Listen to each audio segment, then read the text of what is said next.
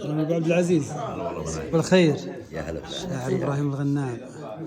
سمعت تو بيات تقولها عن سالم أخوه جديع ورحي الله يرحمهم، فقلت فيها بيتين أو ردية بين سالم وأخوه جديع. نعم. وش قال سالم؟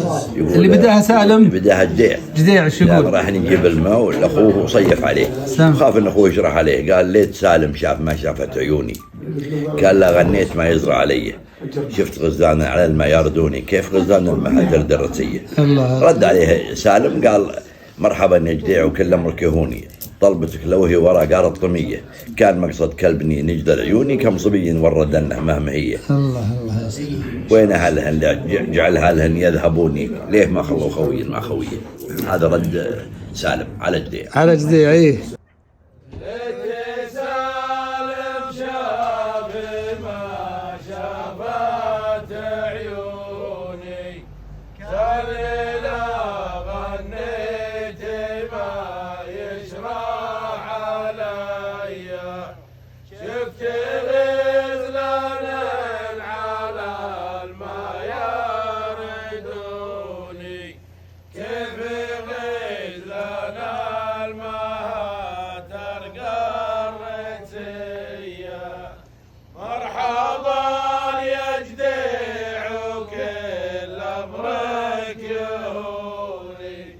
طلبتك لو هي ورا دار الطمية، كان المقصد كالبني نجل العيوني، كم صبي ورد النمامية، وين أهلهن جعل أهلهن يذهبوني، ليه